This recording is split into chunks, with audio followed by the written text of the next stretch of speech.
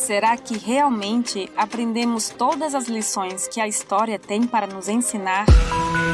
Este é o Visão Libertária, sua fonte de informações descentralizadas e distribuídas. A Lista de Schindler é um premiado filme de 1993, dirigido e produzido por Steven Spielberg e baseado na história real de Oskar Schindler, um notável industrialista alemão que foi reconhecido por salvar vidas de judeus durante o Holocausto. O protagonista da história é interpretado pelo ator Liam Neeson. A trama inicial se desenvolve na cidade de Cracóvia, na Polônia, a partir de 1939, logo após a anexação do país pelo Partido Nacional Socialista dos Trabalhadores Alemães, mais conhecido como Partido Nazista. Por meio de um decreto, os judeus que viviam na Polônia foram obrigados a se mudar do interior para cidades maiores, além de serem registrados e fichados pelos governantes alemães. Durante o domínio alemão, milhares de judeus chegavam a Cracóvia diariamente. Enquanto o nível de tensão e assédio a judeus aumentava gradualmente, Oskar Schindler, então filiado ao Partido Nazista e conhecido pela sua boa reputação e carisma, instalou-se na cidade com a intenção de ganhar dinheiro com contrabando, mercado negro e, posteriormente, com a fabricação de utensílios e suprimentos para o esforço de guerra alemão. Posteriormente, um novo decreto forçou os judeus a se confinarem em uma região apertada, sob condições sanitárias precárias e degradantes. Era o gueto de Cracóvia. Subitamente, diversos judeus foram obrigados a abandonar suas casas e a levar o mínimo de pertences pessoais ao gueto. Em uma cena do filme, é possível ver o direito natural de propriedade de uma família sendo totalmente violado. A cena mostra comerciantes que haviam conquistado tudo ao longo de gerações de muito trabalho, sendo obrigados a deixar tudo para trás enquanto eram observados e acompanhados por um soldado nacional-socialista. Talvez o soldado pensasse estar cumprindo ordens previstas em lei. Vai saber. Após finalmente ter estabelecido a sua fábrica, sob autorização de seus conhecidos do Partido Nazista, Oskar utilizou o trabalho de centenas de judeus, pois era uma mão de obra escrava e muito barata. Para cada hora de trabalho de um judeu, o industrial pagava um valor prefixado para o exército alemão. Para os mais atentos, fica nítido que o Terceiro Reich não tinha um sistema de economia de mercado baseado em oferta e demanda. A economia era planificada, centralizada em burocratas e com viés altamente socialista. Segundo o economista da escola austríaca Ludwig von Mises, que era filho de judeus e escapou de Viena temendo a ascensão antissemita, a economia da Alemanha era totalmente subordinada ao planejamento central, que ordenava às empresas o que e quanto produzir, onde comprar matérias-primas e o quanto pagar por elas, e a quem vender os produtos e por qual preço. Os trabalhadores eram designados para determinadas fábricas e recebiam salários decretados pelo governo. Todo o sistema econômico era regulado nos mínimos detalhes pelo governo. Por ter uma boa estrutura de contatos e propinas, Oskar Schindler prosperou e ganhou muito dinheiro.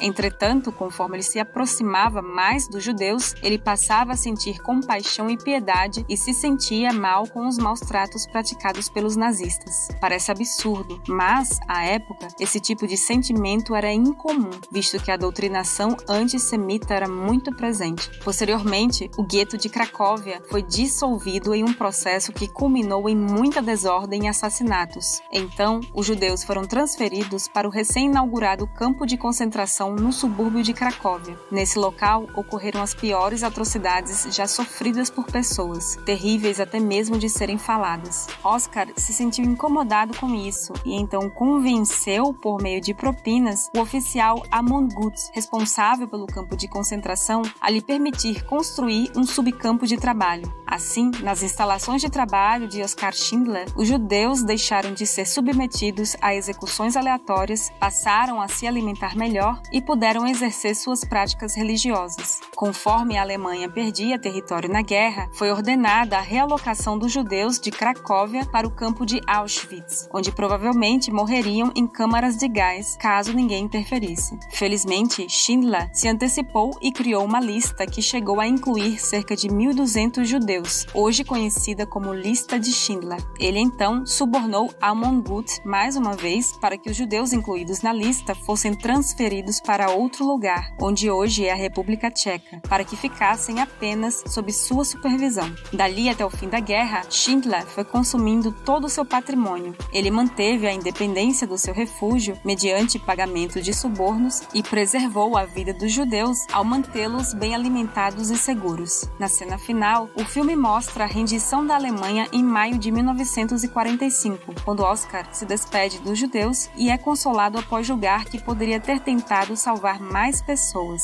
Durante a despedida, ele recebeu de presente um anel feito pelos judeus salvos e também uma declaração assinada por vários deles. Essa declaração detalhava o importante papel de Schindler na sobrevivência dos refugiados e também serviu para manter a inocência e liberdade de Schindler após a guerra. Nos anos seguintes, Schindler fracassou em seus negócios e, em seus últimos anos de vida, foi apoiado financeiramente por judeus que ele protegeu. Ele foi reconhecido com um prêmio de Justo entre as Nações, em Israel, e teve seu corpo enterrado em Jerusalém após sua morte em 1974. Graças ao seu trabalho heróico, uma reportagem de 2012 estimou que mais de 8.500 descendentes dos judeus salvos por ele estavam espalhados pelo mundo. Aqui cabem algumas reflexões libertárias.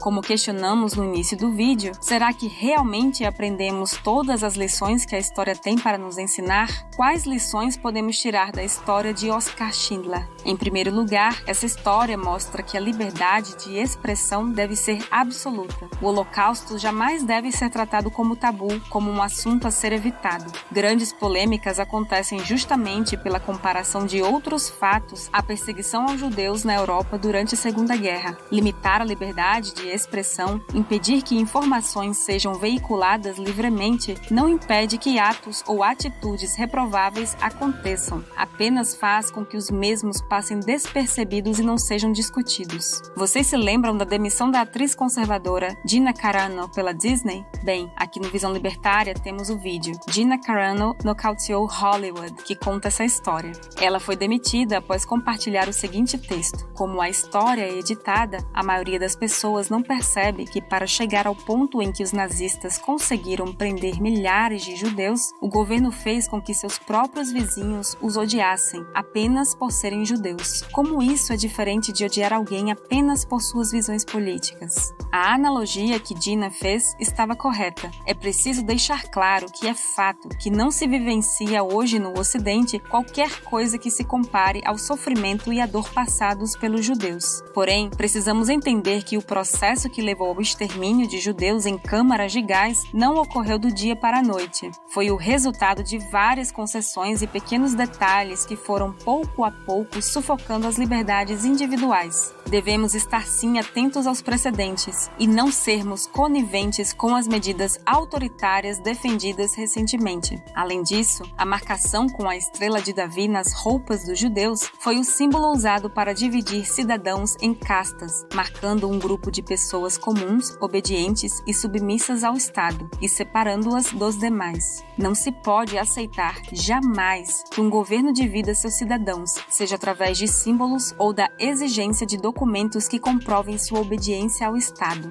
Ainda, regulações impostas por governos, como por exemplo para posse e porte de armas para defesa pessoal ou prática esportiva, devem estar sob grande suspeita. A regulação contra a posse de armas apenas para judeus, assinada em novembro de 1938, nos ensinou que devemos ser céticos com todas as ações de políticos que buscam promover o desarmamento civil. Por trás de discursos bonitos, as intenções podem não ser as melhores para você. Outro ponto importante é que durante a perseguição e aprisionamento dos judeus, os nazistas verificavam sua condição física e a profissão que desempenhavam. A depender de sua classificação como trabalhador essencial ou não essencial, os judeus eram aproveitados como operários ou descartados. Esse acontecimento reforça que parasitas estatais jamais devem ter o poder de determinar quais profissões ou atividades são ou não essenciais, nem mesmo indicar qual tipo de produto é ou não essencial para ser vendido em um estabelecimento. Infelizmente, genocídios não fazem parte apenas apenas do passado, um passado nem tão distante assim. Neste instante, milhões de hongkonguenses, uigures, mongóis, praticantes de Falun Gong e tibetanos são vítimas de assimilação pelo Partido Comunista Chinês. A depender do grupo em questão, os indivíduos sofrem por exclusão linguística e cultural, censura, aprisionamento em campos de concentração, esterilização forçada, tortura, remoção forçada de órgãos e outras crueldades que são escondidas do público, sob uma cortina de fumaça. Por conta da influência econômica da ditadura chinesa em muitos países, inclusive o Brasil,